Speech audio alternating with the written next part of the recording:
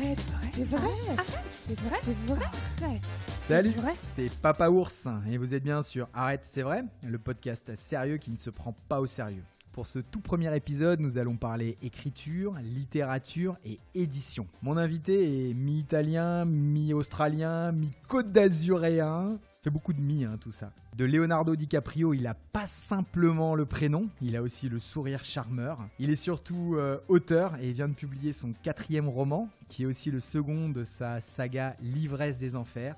J'ai le plaisir d'accueillir Léonard Foggia. Et salut Léo, comment ça va ? Bonjour Clément, ça va très bien, merci de m'accueillir dans ton émission. Eh ben écoute, c'est avec grand plaisir. J'espère que tu as apprécié cette petite introduction qui était à peu près complètement vraie. Franchement, j'aurais pas rajouté grand-chose. On va revenir dessus, mais bon. Aujourd'hui, on va aller à la rencontre du monde de l'édition, puisqu'effectivement, tu es auteur. Et on va aller à la rencontre du monde de la littérature. Pour être tout à fait honnête, moi, c'est un univers que je connais assez peu. Oui, je suis lecteur, j'adore lire, mais le dessous des cartes, je n'ai pas la moindre idée. Alors, si tu pouvais nous servir de guide aujourd'hui, j'avoue que ça serait assez génial. On est encore en période de confinement, donc du coup, on a été obligé de faire cette interview à distance et je le regrette. Est-ce que tu pourrais nous décrire rapidement l'endroit où tu te trouves et nous dire pourquoi tu as choisi d'être ici pour cette interview ? Alors là, je suis tout simplement chez moi, donc dans mon appartement. Donc il faut savoir que je vis dans le sud de la France, dans une ville qui s'appelle Cagnes-sur-Mer, qui est située pas très loin de Nice. Et pourquoi j'ai choisi cet endroit ? Pour le soleil, essentiellement, et puis évidemment la mer. J'avoue que ça aide pas mal quand même. Après, c'est vrai que pour le choix de l'interview d'aujourd'hui, disons qu'on n'a pas forcément le choix, c'est-à-dire qu'on est avec la situation sanitaire pour la plupart d'entre nous confiné à domicile pour travailler, c'est mon cas. C'est vrai qu'à côté de mon activité d'écrivain, j'ai une activité d'auto-édition, on en parlera peut-être, et c'est vrai que je travaille principalement de chez moi. Alors moi, Voilà. je suis où j'étais parce que j'ai dû me décaler à cause d'un peu de bruit. J'étais dans une très belle bibliothèque qui a une petite centaine d'années, qui a des grands rayonnages, qui est absolument magnifique. Et j'avais choisi cette bibliothèque en pensant à toi évidemment, parce que pour moi, ça avait du sens, littérature, bibliothèque. Bon, ce que je te propose, c'est qu'on commence. Si t'es prêt, on y va. En introduction, j'ai dit que t'étais mi-italien, mi-australien, mi-côte d'azuréen. C'est pas forcément tout à fait vrai. Du coup, est-ce que tu peux nous dire d'où est-ce que tu viens ? Oui, alors effectivement, officiellement, déjà, je suis français, mais c'est vrai que je suis à moitié italien parce que mon père est né en Italie. Il est arrivé en France quand il était tout jeune, sous l'impulsion de mon grand-père, parce que dans les années 50, suite à la Seconde Guerre mondiale, l'Italie était dans une situation assez compliquée, et donc c'est vrai que toute ma famille est venue donc s'installer dans le nord-est de la France, et c'est pour ça que j'ai du sang italien donc qui coule dans mes veines. Ma maman, elle, est née en France et donc française aussi, donc je suis 50% français, 50% italien. Et je pense que j'ai hérité de manière tout à fait, avec toute l'humilité qui s'impose des meilleures caractéristiques de ces deux nationalités, n'est-ce pas ? Voilà, donc je suis ça. Après, comme tu le disais, je suis azuréen ou maralpin pour les gens qui habitent dans les Alpes-Maritimes. Donc, je suis maralpin d'adoption depuis presque une dizaine d'années. Et je suis australien peut-être de cœur parce que c'est vrai que j'ai eu l'occasion d'y vivre un an. On aura peut-être l'occasion d'en rediscuter là aussi. Clairement, ça fait partie des points que j'ai envie de creuser avec toi parce que à travers tous tes romans, c'est vrai que l'Australie, c'est quelque chose qui revient régulièrement et du coup, on va être amené à en parler forcément. Tu nous as dit que tu étais dans le nord-est de la France. Je crois que tu as fait tes études, c'est ça ? Oui, tout à fait. Alors moi, je suis né à Troyes, c'est une ville qui se trouve, on va dire, entre Paris et Nancy, ou entre Paris et Strasbourg, pour ceux qui sont pas très bons en géographie. Donc Troyes, c'est le temple de la mode, notamment. Je conseille à tout le monde d'aller y faire un tour. Donc je suis né là-bas, et c'est vrai que dans le cadre de mes études, eh bien, je suis justement parti à Strasbourg, à Nancy, ensuite à Lyon, où j'ai terminé mes études. Donc ça a été un parcours assez atypique. Tu t'es pas mal baladé, tu étais déjà voyageur. Exactement. Et du coup, ouais. je crois avoir lu que tu avais fait des études en communication, c'est ça ? Ou publicité ? Oui, c'est ça. Alors à la base, j'avais un cursus plutôt artistique. Et c'est vrai que notamment, j'avais fait, je ne sais plus comment s'appelle cette fac à Strasbourg, le Palais des Arts, je crois, à Strasbourg. Donc ça n'a pas bien marché, je ne voyais pas trop les débouchés. Donc c'est vrai que je me suis réorienté vers un cursus communication publicitaire, parce qu'il y a ce côté un peu artistique, ce qui m'a amené à Nancy. Et donc ensuite, j'ai déroulé pendant 5 ans jusqu'à avoir un Master 2 en communication des entreprises, qui m'a permis d'être un professionnel de la communication, du marketing et des nouvelles technologies, tout ce qui est digital, Internet. Ce qui a priori n'a rien à voir avec l'édition et c'est ça qui est génial. Et du coup, à la fin de tes études, si j'ai bien suivi, à la fin de tes études, tu décides de partir en Australie. Est-ce que ça s'impose directement, t'as envie? Parce que, je sais pas, en lisant Australian Touch, j'ai cru comprendre que tu avais été un peu aidé à partir en Australie, que y avait un ami grand et frêle, Julien, qui t'avait motivé à partir. Est-ce que ça s'est vraiment passé comme ça? Est-ce que ça a été un déclic? Pourquoi t'es parti en Australie finalement? Alors effectivement, bon, Australian Touch, on y reviendra, c'est vraiment un récit de vie inspiré vraiment de mon parcours, qui est romancé, hein. Mais effectivement, ça s'est passé comme dans le bouquin, c'est-à-dire que j'ai terminé mes études à Lyon. Bon, j'ai commencé à travailler, donc c'est vrai que quand on fait nos études, c'est pour réussir à grimper dans l'échelle sociale. Et donc, c'est vrai que j'avais trouvé un métier dans une agence de communication très sympathique avec des gens eux aussi très sympathiques. Et c'est vrai qu'assez vite, au bout d'un an et demi ou deux, je me suis dit, hop, t'as peut-être oublié quelque chose en route. Avant de te lancer à fond dans une carrière, t'as peut-être oublié de passer par la case je pars me former à l'étranger. On dit souvent que les voyages forment la jeunesse et c'est vrai. Et donc c'est vrai que sous l'impulsion d'un ami qui s'appelle Julien dans le bouquin, mais qui ne s'appelle pas Julien dans la vraie vie, c'est vrai qu'on a décidé de partir, de se lancer dans cette aventure, de partir en Australie. Même si au final il n'est pas venu avec moi, mais c'est vrai qu'il a créé cette impulsion qui moi m'a permis de franchir le pas, parce que à l'époque c'était pour moi c'était un premier grand voyage. J'avais même pas pris l'avion de ma vie. C'était quelque chose d'incroyable. Oh punaise, c'est génial. De me dire, voilà, d'un seul coup, alors que j'étais déjà sorti de France hein, par la route, mais de me dire, je pars à l'autre bout du monde, c'était vraiment, pour moi, pas quelque chose d'inné. Donc ça a été une vraie démarche. Ce qui m'a permis de me motiver à me dire, je pars en Australie, c'est de me dire, je vais pouvoir enfin réaliser le rêve que j'ai depuis longtemps, qui est d'écrire un livre. Donc je vais partir là-bas un an, mais de ce voyage, je voulais aussi concrétiser un projet qui me tenait à cœur, qui était d'écrire un premier bouquin. Alors justement, tu dis que c'est un projet qui te tenait à cœur. Ça commence quand, cette passion ou cette envie d'écrire un livre? Ça commence assez loin, je pense inconsciemment. Quand je suivais un baccalauréat littéraire, ça existe encore, je pense, un bac L. Et déjà au lycée, j'avais une professeure de français. À chaque fois qu'elle me rendait mes copies, bon, elle était toujours un peu embêtée parce que c'est vrai que j'étais un des cancres de la classe et je me mettais toujours au fond et je rigolais avec mes camarades. Et c'est vrai qu'elle me rendait souvent mes copies avec un vous m'énervez, Léonard, parce que vous avez vraiment un style d'écriture et je suis sûr que vous terminerez écrivain. Et c'est elle qui m'a dit ça la première fois. Alors, moi, en tant que lycéen, ça me passait vraiment au-dessus de la tête.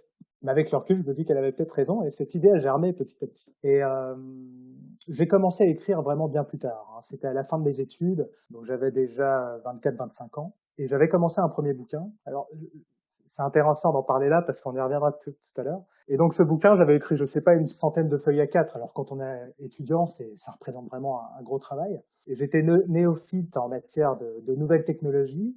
Et un jour, mon ordinateur tombe en panne. Je l'amène chez un informaticien et je lui dis, il faut absolument récupérer mon ordi parce que au-delà de toutes mes photos, évidemment, que je voulais conserver, il y avait cet écrit sur lequel je travaillais depuis un an.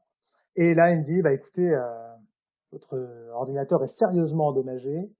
Et si on veut récupérer vos fichiers, je parle de ça, on était en 2005, hein, en 2021, ça se passerait peut-être autrement, mais en gros, il me dit, c'est 1500 €. Et là, franchement, le sol s'est dérobé sur mes pieds, j'ai vraiment cru, j'étais aspiré par les abysses. Et voilà, j'ai vu mon écrit s'envoler en même temps qu'il a reformaté mon ordinateur pour 50 €. À choisir entre 1500 € et 50 € quand on est étudiant. Donc l'envie d'écrire, elle est vraiment venue là, mais suite à ce traumatisme, quand j'ai perdu le bouquin, je me suis dit, je laisse tomber, c'est un signe du destin, l'écriture, c'est pas fait pour moi. Et finalement, bah, c'est revenu quand même, hein. Je pense que c'est quelque part en nous, hein. Ouais, ça t'a pas lâché. J'ai lu une autre anecdote, tu me dis si elle est vraie ou si elle est pas vraie, concernant tes mains et une ancienne petite amie. Comme quoi, tu avais des mains d'écrivain. Tu peux nous raconter rapidement? C'est clair. Bon, on était tout jeunes, on était ados. Ma première histoire d'amour. Et c'est vrai qu'elle regardait souvent mes mains en disant, c'est vrai que j'ai pas des grosses paluches hein, de mécano, je suis pas maçon ni rien. Et c'est vrai qu'elle regardait souvent mes mains en me disant, t'as des mains d'écrivain. Alors, je sais pas quel sens ça revêtait exactement pour elle, mais peut-être parce que j'ai les mains fines ou autre, mais voilà, elle me disait souvent ça. Non, c'est vrai que c'est pas, à l'époque, ça m'a pas donné envie d'écrire, mais je l'écoutais avec attention. J'adore cette anecdote parce que moi c'est tout le contraire. C'est-à-dire que quand je suis né, ma mère disait oh bah j'espère qu'il va devenir pianiste et quand elle a vu mes mains, elle a dit bûcheron, ça sera pas mal non plus. Ça risque d'être pas mal. Je suis ni l'un ni l'autre, mais bon, cela étant, c'est amusant ce rapport aux mains et à l'activité. C'est clair. Peut-être que finalement, c'est nos mains qui régissent notre destinée. Alors c'est ça la question, est-ce que c'est nos mains qui régissent nos destinées ou est-ce qu'on adapte nos mains à notre destinée? Ah, il y a quelque chose à creuser. Je crois qu'il y a un truc intéressant à faire là-dessous. Carrément. Du coup, ça reste en toi et quand tu pars en Australie, donc tu as ce projet, tu te dis à un moment, ouais, je vais partir en Australie et ça sera aussi le moment de concrétiser cette idée. Durant ton voyage, est-ce que tu commences à écrire? Est-ce que c'est présent? Est-ce que c'est quelque chose que tu fais ou simplement tu te nourris de ce que tu vois pour ton futur projet? Alors, bonne question. À partir du moment où je suis parti, pour moi, il fallait écrire. Donc, j'ai voyagé quelques semaines, mais très vite, à partir du moment où j'ai réussi à m'installer à Sydney, j'ai commencé à écrire. Donc, à l'époque, j'ai trouvé un travail dans un café et à mi-temps, et en parallèle, j'écrivais. Donc, je me suis instauré vraiment une discipline où chaque jour, finalement, je parvenais à écrire et à avancer sur mon roman. Là où c'est intéressant, effectivement, c'est que l'Australie t'inspire forcément. Tu es sur place, tu découvres plein de choses, et finalement, tout ce que j'étais en train de découvrir sur le moment, je le répercutais aussi dans mon livre, notamment le contexte. D'accord, et donc c'est là que Save Paul, puisque c'est ça hein, ton premier roman, c'est là que Save Paul est vraiment né. Quand on regarde tes autres romans aussi, tu as quand même un attachement qui est extrêmement fort avec l'Australie. Et pour autant, tu décides de rentrer. C'est un choix, c'est pas le choix, il fallait le faire, c'était un moment. Pourquoi finalement? Je pense principalement pour ma famille. C'est vrai que les technologies nous permettent, comme là par exemple, d'avoir une conversation sympathique à distance, puisqu'on est à peu près à 900 km d'écart. Donc c'est vrai qu'on peut avoir un contact, même en Australie, avec sa famille régulier, hein, mais le contact humain est important. Quand on est si loin de sa famille, tout est compliqué, d'autant plus aujourd'hui. Et je pense que ce qui m'a motivé à rentrer principalement en France, c'était de ne pas rester éloigné de ma famille trop longtemps. Voilà. Et je ne le regrette pas du tout. Hein. Aujourd'hui, je suis toujours assez éloigné d'eux, mais je peux rentrer dans la journée s'il faut. Et du coup, quand tu rentres, qu'est-ce que tu fais? Tu retournes dans le milieu de la communication, qui était ton milieu, ou est-ce que tu te dis non, ça y est, il faut que je publie, ou qu'est-ce qui se passe à ce moment-là? Après cette année à l'étranger, et je pense que tous ceux qui nous écoutent et qui sont partis à l'étranger vont le comprendre, c'est vrai qu'on change. On voit plus le monde de la même manière et le marqueur ascension sociale qui était prégnant, très prégnant quand on termine nos études, là c'était un petit peu estompé. Et le but du jeu, ça a été pour moi à ce moment-là, donc j'ai 27-28 ans, c'est de me dire, ok, faut que je trouve un équilibre entre ma vie perso, pro et aussi extra-pro. Par extra-pro, j'entends l'écriture. Et donc à partir de là, donc on est en 2010, je me dis, à partir de maintenant, il faut que j'arrive à allier, continuer mon ascension sociale, tout en réussissant à écrire mes bouquins et à les publier. Voilà, ça a été ça vraiment l'objectif et c'est ce qui me porte toujours aujourd'hui. D'accord, mais ça veut dire que tu conservais quand même une activité professionnelle à côté et Exactement. Bah, faut bien manger quand même, hein, au bout d'un moment. ouais, clairement. Clairement. Tu disais que tu avais 26-27 ans et du coup j'ai lu quelque part que tu trouvais que c'était vieux pour commencer l'écriture. Alors je sais pas, hein, moi j'ai essayé de regarder un peu autour, j'ai trouvé plein d'auteurs, des dizaines d'auteurs qui ont commencé même beaucoup plus tard que ça, ne serait-ce que J.K. Rowling par exemple. Pourquoi tu trouves que c'est vieux pour commencer? Ah, parce que ça peut paraître vieux. Bon, c'est vrai que, alors si on prend en compte le bouquin qui a jamais été terminé pendant mes études, oui, j'ai commencé à écrire à 25 ans, 24-25 ans. Mais c'est vrai que certaines personnes écrivent dès leur adolescence et commencent par des poèmes, des nouvelles à 12-13 ans. C'est incroyable. Il y en a qui sortent leur premier bouquin à 20-22 ans. Moi, dans la structure que j'ai maintenant d'auto-édition, j'ai des auteurs qui ont, là, je viens d'en publier un qui a 19 ans. Donc ça veut dire qu'il écrit depuis beaucoup plus longtemps. Et donc, ça veut dire que ces auteurs-là, qui commencent très tôt, potentiellement, seront peut-être les grands auteurs de demain. Parce que, alors, il y a des auteurs qui peuvent être des génies, qu'on sent en eux, qui ont vraiment une manière d'écrire qui est incroyable. Mais souvent, c'est pas inné, ça s'acquiert. Donc, au fil de tes écrits, et au fil de tes romans, tu vas affiner ta plume et tu vas devenir meilleur. Et donc, moi qui ai commencé à 25 ans, forcément, quand j'arriverai à 40 ans, je serai peut-être moins bon que quelqu'un qui a commencé à 15 ans et qui a maintenant 40 ans, tu vois. Ouais, c'est sûr. Ah, ça se tient. Effectivement, ouais. Cela étant, bon, il y a toujours des contre-exemples, mais si on prend le contre-exemple de Rimbaud, il s'est asséché à 18 ans. Il avait commencé très tôt, et à 18 ans, il n'y a plus rien qui est revenu. Donc, si ça se trouve, tu auras une très grosse longévité, ça sera encore mieux. Non, mais carrément, t'as carrément. On peut pas généraliser sur ce point-là, franchement.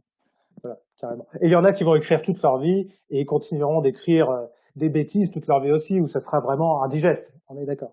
Mais cette histoire du style qui s'affine, ça fait partie des points sur lesquels j'aimerais qu'on revienne un petit peu après, parce que moi, en ayant lu tes livres, j'ai vraiment cette sensation. J'ai vraiment cette sensation de style qui devient alors beaucoup plus prononcé, beaucoup plus tranché, avec des descriptions plus longues, mais une action quand même plus rapide. Et bah non, allez, dis-nous-en le nous maintenant. Comment tu fais pour faire évoluer ton style finalement? En lisant, en fait, en lisant. Moi, je me rends compte d'une chose parce que bon, quand on est un auteur comme moi qui bosse à côté, l'écriture d'un bouquin peut prendre 5-6 ans.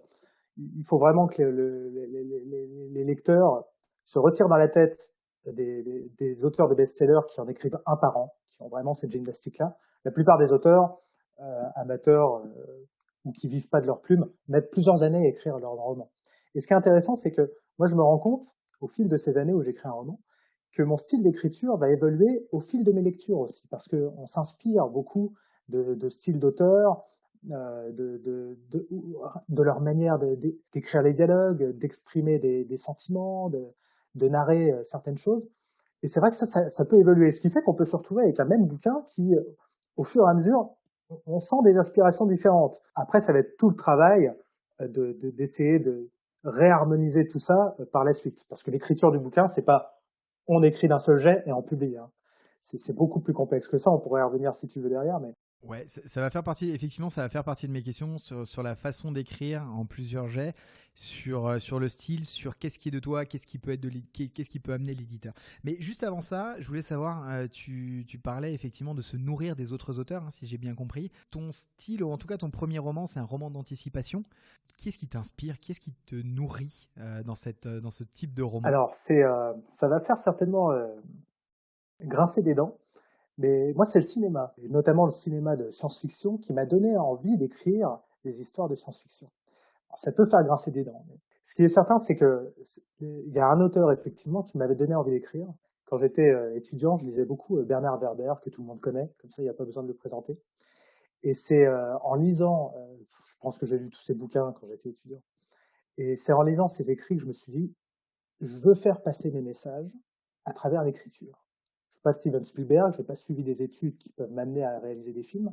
Par contre, moi qui adore le cinéma de science-fiction, si je veux un jour pouvoir raconter des histoires, dystopiques notamment, je peux le faire par le biais de l'écriture. Et en lisant Bernard Werber, et parce que ses bouquins sont super agréables à lire, ses idées sont super originales, c'est super inventif. Et je me suis dit, mince, il m'a simplement donné envie de devenir écrivain, ce type. Quand j'ai lu Les Thanatonautes pour la première fois, tu le connais, non, Les Thanatonautes? Ouais, carrément, j'adore. Les voyageurs de la mort, Thanatonautes. C'est énorme. Et ben, ce bouquin-là, je me suis dit, ok, je deviendrai écrivain. Parce que lui, il a une puissance, il arrive à transmettre des messages tout en te divertissant. Et je me suis dit, mais c'est ça la clé, effectivement. C'est comme ça que je peux le faire moi aussi.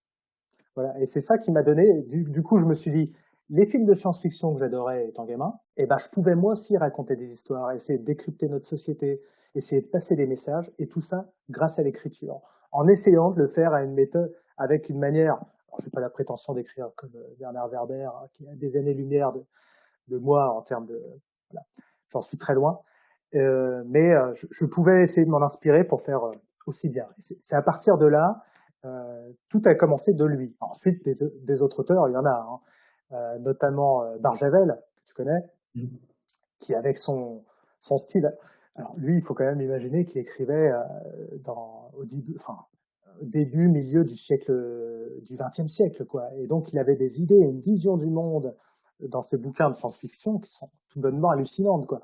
Et lui, je m'en suis aussi beaucoup inspiré. Il m'a vraiment donné énormément d'idées, quoi. Après, il peut y avoir vraiment des auteurs aussi qui ont un style littéraire complètement autre. Par exemple, moi, j'aimais aussi beaucoup lire les bouquins de BD, son style très acéré, très trash comme ça, et je me disais, ça serait bien aussi de le faire rejaillir dans mes bouquins. Donc, il y a beaucoup d'auteurs et finalement de styles très différents qui m'ont inspiré, voilà, et qui ont donné naissance à ton style à toi et qui est plutôt agréable à lire. D'ailleurs, les commentaires sont assez positifs. Je me posais une question quand tu commences comme ça à écrire. Est-ce que tu en parles autour de toi ?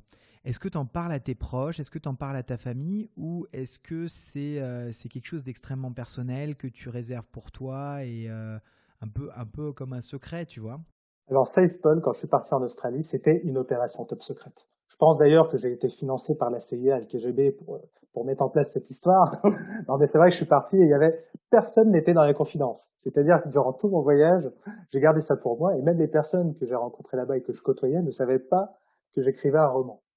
Et c'est seulement à mon retour en France où j'avais besoin de ce qu'on appelle des bêta-lecteurs, donc c'est-à-dire des personnes qui vont lire ce que tu as écrit pour te dire ce que tu as écrit, c'est naze, ou ce que tu as écrit, il y a du potentiel, où là, j'ai commencé à en parler à des amis autour de moi, et qui l'ont lu et qui m'ont dit, il y a du potentiel, mais ce qui m'a permis, par la suite, de revoir ma copie et de l'améliorer. Mais effectivement, au début, c'était secret. Maintenant, je peux plus me cacher. Hein. Si je pouvais encore me cacher, je le ferais, mais je peux plus.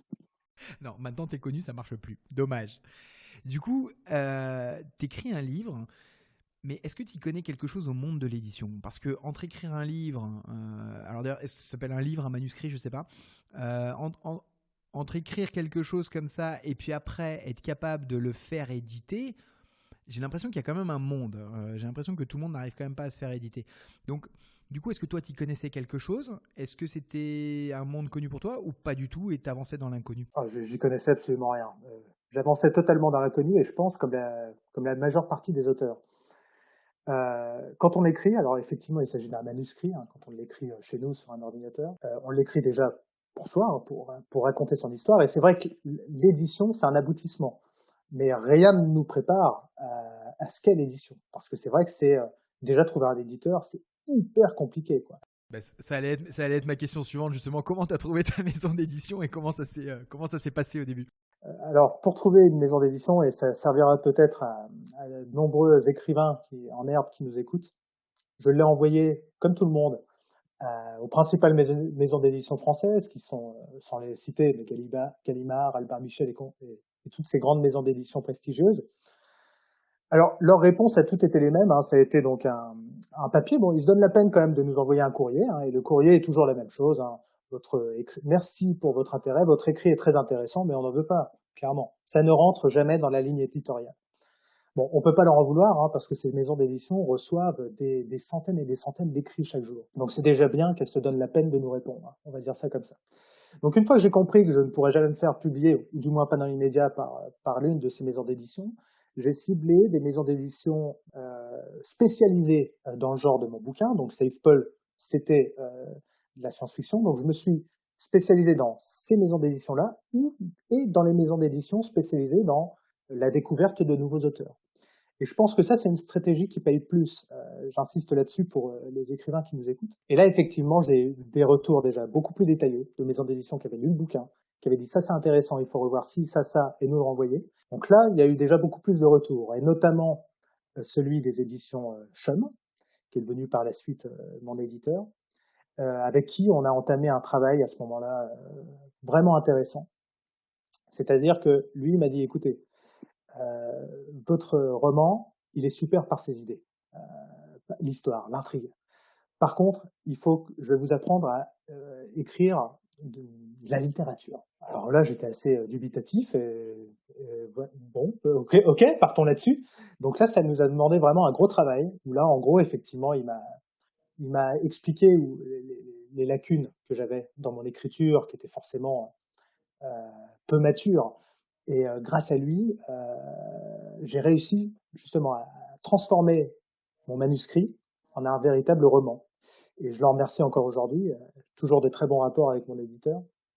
Et donc c'est lui aussi qui m'a fait découvrir le monde de l'édition et les difficultés notamment que pouvaient avoir des auteurs anonymes pour se faire connaître. Et c'est grâce à lui que je dois ma connaissance actuelle du monde de l'édition. Alors moi, il y a un point que je trouve très intéressant et c'est bien que tu le dises, que c'est lui qui t'a aidé à peut-être pas mûrir ton style, mais en tout cas à mieux appréhender les codes de la littérature, ou en tout cas les attendus de la littérature. Il y a une anecdote que j'ai entendue, je ne sais pas si elle est vraie, j'aurais aimé la tenir pour vraie, mais j'en suis pas certain, et qui concerne Proust. À la recherche du temps perdu du côté de chez Swann, et puis on a ce très beau, cette très belle partie sur ces petits biscuits dodus qu'on appelait Madeleine, et puis évidemment ça va donner la Madeleine de Proust. Et ce qui est très amusant, c'est que l'anecdote dit que quand Proust l'aurait écrit, il parlait pas d'une Madeleine mais d'une biscotte, et que c'est son éditeur qui lui aurait dit il faut non, personne ne va penser à une biscotte, une Madeleine c'est tellement mieux. Et aujourd'hui c'est resté quand même comme une Madeleine, et la Madeleine de Proust. Et du coup tu te demandes quelle est la part de l'éditeur et quelle est la part de l'auteur là-dedans. Mais c'est chouette que tu aies répondu comme ça et que tu nous aies expliqué que ça peut quand même aider à faire évoluer, à comprendre des codes, et aussi à plaire au lecteur et à faire que le lecteur s'en souvienne. Carrément. Je pense sincèrement que quand on est auteur, il faut être prêt à ce que son manuscrit soit retouché. À moins d'être un Proust en puissance, et donc effectivement, là, il n'y a pas grand-chose à retoucher. Mais la plupart du temps, les éditeurs, et surtout celles qui accompagnent des nouveaux auteurs, vont justement aiguiller l'auteur dans l'optimisation, je sais pas si on peut dire optimisation, mais l'amélioration de son écrit. Voilà. Moi, il faut savoir, tu parlais justement de la Madeleine et de la biscotte de Proust. Il faut savoir que Save Paul, à la base, ne s'appelait pas comme ça, et c'est mon éditeur qui a eu l'idée de l'appeler Save Paul. Les Save Paul, c'est le nom que j'avais donné à ces cités surprotégées qu'on retrouvera dans 30 ans. D'ailleurs, on abordera peut-être le point, mais ces cités, désormais, voient le jour un peu partout, elles poussent comme des champignons. Exactement. mais c'est vrai que donc le nom Save Paul, je l'avais donné à ces cités dans le bouquin, mais c'était pas du tout le titre, je me souviens même plus comment il s'appelait. Mais c'est mon éditeur qui m'a dit non, mais le nom du bouquin, c'est lui, c'est carrément mieux. Je lui ai dit allez, banco, partons là-dessus, quoi. D'ailleurs, c'est Save Paul, ça fait un peu penser. Alors, je sais pas s'il y a une inspiration ou pas, mais Ruffin et Globalia, je crois qu'il y avait aussi quelque chose qui ressemblait un petit peu dans l'état d'esprit. Enfin, en tout cas, moi, ça m'a fait penser à ça. Donc, carrément. J'adore Globalia. Alors, quand j'ai écrit Save Paul, j'avais pas encore lu Globalia, mais c'est vrai que dans Globalia, on retrouve aussi cette histoire de ville cocon, sous cloche, quelque part. Mais il est super, il est excellent à lire pour tout le monde. Il est toujours très d'actualité. Oui, j'ai l'impression. Ouais. Alors, c'est ça que je trouve génial dans le roman d'anticipation, on y reviendra, mais c'est ce fait que tu l'as écrit à un moment et puis malgré tout, ça reste d'actualité, et puis ça nous accompagne dans notre futur et on se dit mince, mais il avait quand même raison finalement. Il avait quand même vu un certain nombre de choses. Du coup, on reviendra sur le comment tu as vu ces choses-là, mais ça, on reviendra un peu après. Du coup, moi, ce que je voulais savoir après, c'est tu as un manuscrit, tu en as fait un roman, mais cela étant, pour la partie publication, j'imagine que tu n'as pas de couverture, j'imagine qu'il faut faire une mise en page, j'imagine qu'il faut faire une relecture. Tout ça, c'est ton éditeur qui le fait, c'est en accord avec toi, ça se passe comment ? Enfin, comment ça fonctionne ce moment-là ? Tout à fait. Quand on trouve un éditeur traditionnel, donc c'est ce qu'on appelle un éditeur à compte d'éditeur, c'est lui qui s'occupe de tout. Donc il va corriger les fautes d'orthographe, mettre en page le texte, créer les couvertures. Alors cette couverture, effectivement, on peut en discuter avec lui. Bon, pour Save Paul, typiquement, la première version de la couverture qu'il m'avait montrée, je l'avais adorée. Alors cette couverture n'existe plus parce qu'aujourd'hui le bouquin a été réédité, mais c'est vrai qu'elle était super. Il y avait la planète Terre en flammes en fait sur fond d'espace, et je la trouvais super parce que elle décrivait tout à fait ce qu'il y a dans le bouquin. Mais c'est vrai que toutes ces tâches dont tu parlais sont accomplies par l'éditeur. D'accord, et en partenariat avec toi. Tout à fait. L'auteur a son mot à dire. Je ne sais pas si c'est pareil dans toutes les maisons d'édition, mais avec les petits éditeurs, ça se passe comme ça. Ouais. Du coup, ça y est, le roman est prêt, il y a la couverture, on a tout ce qui va bien, un ISBN, d'ailleurs on reviendra là-dessus, on a tout ce qui va bien, et puis ça y est, il y a le premier roman qui arrive. Comment tu le vis ? Je veux dire, tu l'as en main, qu'est-ce qui se passe ? Là, on est excité, on veut savoir. C'est un moment assez phénoménal parce que moi, typiquement, entre le moment où j'ai écrit Save Paul en 2009 et sa sortie 2015, il s'est quand même passé 6 ans. Et c'est vrai que je me souviens, j'étais au boulot quand le premier carton avec les exemplaires du livre sont arrivés. Je me souviens que le carton est arrivé à l'accueil, au bureau. Je me suis dit non, je veux pas l'ouvrir ici. Donc j'ai attendu, je suis allé dans ma voiture avec le carton. J'ai ouvert le carton et là je crois que j'ai pleuré. Parce que c'est vrai que c'était l'aboutissement, ça voulait dire beaucoup. Alors après, donc ça c'est le moment vraiment super. Après vient le moment des premiers retours des lecteurs. Et ça c'est super angoissant. Comment tu prends les critiques ? Parce que déjà, prendre des critiques positivement, c'est pas toujours facile non plus. Parce que, moi, c'est pas quelque chose que je sais faire facilement, tu vois. Mais du coup, comment tu fais pour prendre les critiques négatives? Tu vois, j'ai l'habitude, j'anime de temps en temps des formations sur la prise de parole en public et j'explique aux gens, aux participants, je leur explique qu'il faut savoir se détacher et qu'il faut savoir se détacher du rôle qu'ils incarnent et de la position qu'ils incarnent, et que quand ils ont une critique, c'est pas eux qui sont visés, mais c'est le rôle qu'ils incarnent. Donc un vendeur ou un serveur, c'est pas lui qui est visé, mais c'est bien sa fonction. Cela étant, quand tu es auteur, tu as mis une partie de toi. Pour parler vulgairement, tu les as posés sur la table. Donc, c'est toi qui es jugé. C'est pas juste ta fonction. Donc, du coup, comment tu fais? Comment tu réagis, quoi? Oui, je comprends ta question. Comment on fait pour ne pas prendre ça pour soi, pour une attaque personnelle? C'est vrai que c'est pas évident. C'est une vraie question. Alors, SafePod, c'est vrai que j'ai eu de très bons retours assez vite, ce qui m'a conforté dans l'envie d'écrire. Mais effectivement, il y avait un point négatif. Et ça, je pense que c'est principalement ma faute. C'est-à-dire, j'avais pressé mon éditeur comme un citron pour sortir le bouquin à une certaine date. Je voulais aller assez vite, je sais plus pour quelle raison. Bon, bref. Et donc, on a été tellement vite qu'il est resté pas mal de coquilles dans la première version du livre. Quand je dis pas mal, c'est qu'il y en avait quand même une bonne vingtaine. Alors, tous les bouquins comportent des coquilles. Dans le dernier prix Goncourt que j'ai lu, alors c'est peut-être pas le dernier qui vient de sortir, mais celui d'avant, il y avait 2 fautes quand même, 2 coquilles. Donc ça arrive même au meilleur. C'est normal, sur des bouquins de 500 pages, il peut rester une coquille, on l'accepte. Mais là, il y a resté une vingtaine. Et c'est vrai que là, quand tu as des gens qui arrivent en te disant « Ah, ton bouquin », la première chose qu'ils disent « Ah, mais ton bouquin, il est trop fait de fautes ». Là, franchement, ça fait mal. Là, ça fait mal parce que tu te dis 6 ans de travail, les personnes viennent te faire légitimement te faire la leçon en disant « Mais c'est quand même pas si compliqué de corriger toutes les fautes ». Bon, ces personnes n'ont jamais écrit de bouquin, elles n'en ont jamais corrigé, on est bien d'accord. Et c'est pour ton bien qu'elles te le disent aussi, parce qu'elles veulent que tu les corriges, ces fautes. C'est vrai que ça fait mal. Ça fait mal, mais en même temps, ça sert aussi à rebondir. Et là, directement, moi, j'ai dit à mon éditeur, bon, je sais, c'est de ma faute, on l'a sorti trop vite, il a été corrigé trop vite, mais il faut qu'on revienne dessus. Donc, assez vite, 2-3 mois après, on a ressorti une réédition du livre, où là, il ne peut rester qu'une ou deux coquilles, donc, qui était tout à fait acceptable. Donc, on s'est adapté dans l'urgence, mais c'est vrai que ces premiers retours, du coup, m'ont secoué. Je me suis dit, plus jamais ça, quoi. Ouais, puis depuis, quand on regarde un peu les commentaires, pour avoir lu un peu à droite, à gauche, ils sont quand même plus que dithyrambiques. Donc, on voit qu'on est passé à autre chose. Du coup, tu parlais tout à l'heure et tu nous disais que tu es revenu d'Australie notamment pour être proche de ta famille, ou en tout cas pas trop loin. Et comment est-ce que ta famille réagit à ça? Comment ta famille, tes proches réagissent à ce premier livre? Qu'est-ce qu'ils disent? Qu'est-ce qu'ils vivent? Ah, c'est marrant, c'est vrai que je me souviens plus quand je leur ai annoncé, le jour où je leur ai annoncé, je me souviens plus de ce jour-là. Mais ce qui est sûr, c'est que chez eux, il y avait une très grande fierté. Ils étaient certainement plus fiers de moi que je ne le suis de moi-même, quoi. Pour moi, ça allait finalement dans une suite logique d'événements. Ma destinée, si on prend, je sais pas si tu fais partie de ceux qui croient au hasard ou au destin, mais si on croit à la destinée, voilà, pour moi, c'était le destin. Donc ça allait dans l'ordre logique des choses. Mais c'est vrai qu'ils étaient très fiers. Et j'avais été assez ému de leur réaction, ouais, qui était chouette. Mon premier bouquin, j'avais dédicacé à mon père et à ma mère.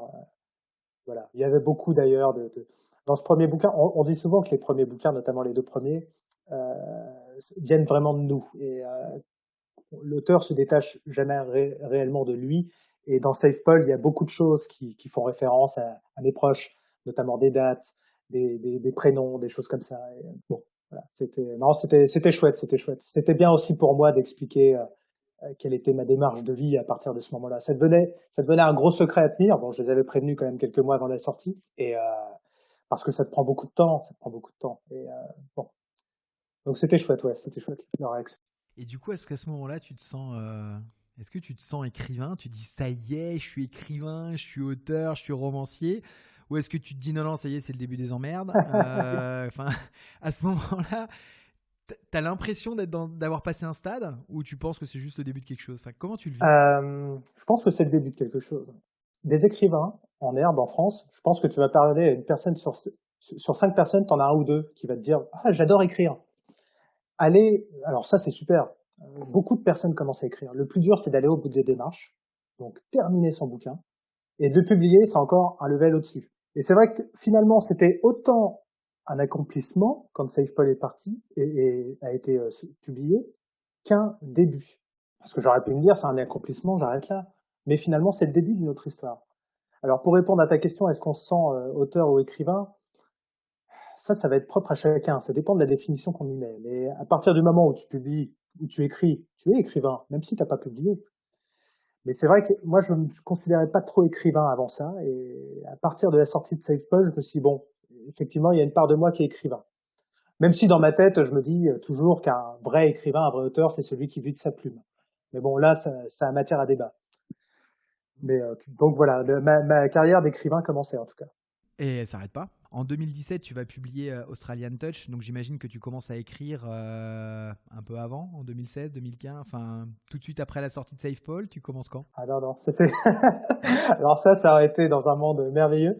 Non, il faut savoir que donc SafePol qui a été écrit en Australie donc en 2009, quand je suis rentré, j'avais encore du travail sur SafePol, de réécriture, de correction, etc. Mais en parallèle, j'ai commencé Australian Touch. Donc Australian Touch, donc comme on le disait au début, c'est un récit qui s'inspire de mon voyage en Australie, un récit humoristique. Je l'ai commencé en 2010. Donc en fait, SafePol et Australian Touch ont été écrits à peu près en parallèle. Et finalement, SafePol est paru avant parce qu'il a été commencé avant. Mais SafePol et Australian Touch est paru seulement 2 ans après parce qu'il a été commencé seulement 2 ans après SafePol, si tu veux. Mais les deux, j'ai mis 6 ans pour les écrire. Pourquoi avoir choisi le style du roman de voyage? Parce que à cette époque-là, alors, même si on est en 2015, même si tu le commences avant, mais le récit de voyage pur, c'est-à-dire vraiment où je décris mon voyage, a déjà le vent en poupe. Aujourd'hui, un auteur comme Sylvain Tesson fait partie quand même des auteurs les plus lus en France. Alors, peu de choses près, je pense que c'est l'auteur francophone le plus lu en France. Et toi, tu décides de romancer cette histoire et pas de la raconter pour de vrai. C'est-à-dire que tu décides de prendre des libertés avec l'histoire. Pourquoi est-ce que tu fais ce choix? Alors, quand je commence, déjà, il faut savoir que je commence Australian Touch plus comme psychothérapie que pour écrire un bouquin. Il faut savoir que quand on part comme ça à l'étranger et quand on revient, parce que c'est une année, c'est vraiment une parenthèse, quoi. C'est une parenthèse un peu enchantée, surtout à ces âges-là où on a encore très peu de problèmes et l'insouciance nous porte. Et c'est vrai que quand tu rentres d'un voyage comme ça, il y a quand même une phase de déprime hein, dont on parle jamais. C'est-à-dire que le retour sur Terre, il est assez brusque. Et donc je l'ai eu. Et j'ai commencé à écrire ce roman de voyage en guise de thérapie. Et ensuite, en fait, j'avais lu un bouquin qui m'a mené dans cette voie-là, qui s'appelle A Year in the Merde. Alors ça, c'est en anglais, je sais plus comment il s'appelle en français. C'est Stephen Clark qui écrit ça. Et donc c'est l'histoire d'un Anglais qui vient en France pour son boulot. Et donc il en fait comme ça un récit humoristique. Et moi, je l'ai lu en anglais, mais même en anglais, je l'ai trouvé vraiment génial. Et je me suis dit, tiens, ça serait super de pouvoir romancer mon vécu de la même manière. Et c'est comme ça que je l'ai écrit. Lui, je sais que c'est un roman, c'est pas un récit pur de vie.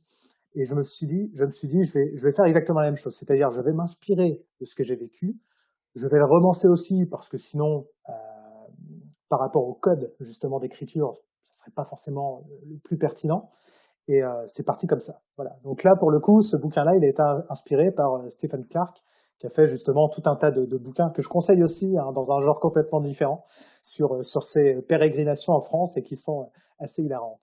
Du coup, le plus important, finalement, c'est le bon moment que tu vas faire passer à ton lecteur. Ouais, clairement, clairement. C'est carrément ça. Et puis pour Australian Touch, alors au début, je l'écris en guise de psychothérapie, puis très vite, j'ai compris que je pourrais en faire un roman et le publier.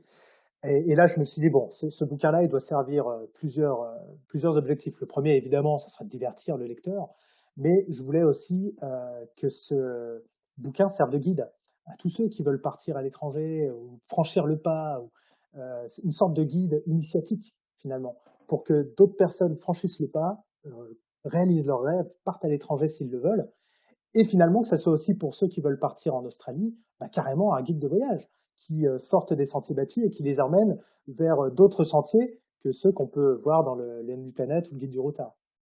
Est-ce que pendant ton voyage en Australie, tu tenais un carnet de voyage? Parce que comme tu disais que tu avais quand même une sensibilité artistique, est-ce que tu as ce genre de carnet, tu sais, où on met un crowbar d'un côté, on met quelques annotations Ouais, j'en avais un, effectivement. Alors à la base, c'était essentiellement, c'était plutôt pour tenir mes comptes, et puis très vite, je me suis dit non, mais je vais pas seulement indiquer j'ai dépensé tant et pris tant d'argent chaque jour, non. Effectivement, j'en ai fait. Je tenais un guide comme ça, un journal de bord. Alors, il y avait certains jours où c'était très concis, hein, genre il a fait beau, j'ai bien mangé, j'ai bien dormi, et d'autres où il y avait 3 pages de description de ce que j'avais vécu, selon les lieux que j'avais visités, selon les rencontres que j'avais faites, selon l'inspiration aussi. Et c'est vrai que j'avais ce journal. Alors, pour info, ce journal, petite anecdote. J'allais dire, est-ce qu'il va être publié? Non, jamais, parce que déjà, il est illisible. Il n'y a que moi pour l'écrire, pour le comprendre, parce que j'écris comme un médecin. Je suis désolé, l'écriture dactylographiée. Donc, ce carnet de bord-là, j'étais dans l'Ouest australien, dans le désert, et donc à l'époque, j'étais avec ma compagne qui me suivait dans ce voyage, ou que je suivais, ça dépend, on se suivait tous les deux. Et donc, j'avais ce carnet de bord avec moi et je l'ai rédigé pendant qu'on avait nos 7 heures de bus. Hein, c'est très courant hein, là-bas, hein, les distances sont tellement grandes. Et donc, je le rédige, etc. On sort du bus, on va donc à notre destination. Et là, très vite, je me rends compte que je n'ai plus mon carnet de bord. Donc là, il faut savoir que ça fait déjà 10 mois que je suis enfin, 9 mois que je suis en Australie. Et donc, j'ai 9 mois de ce carnet de perdu, quoi.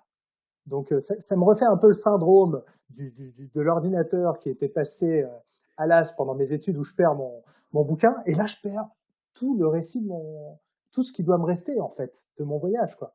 Alors là, c'est la catastrophe. Et franchement, un miracle se produit. 2 semaines après, 2 ou 3 semaines. Je reçois un coup de fil sur mon téléphone australien.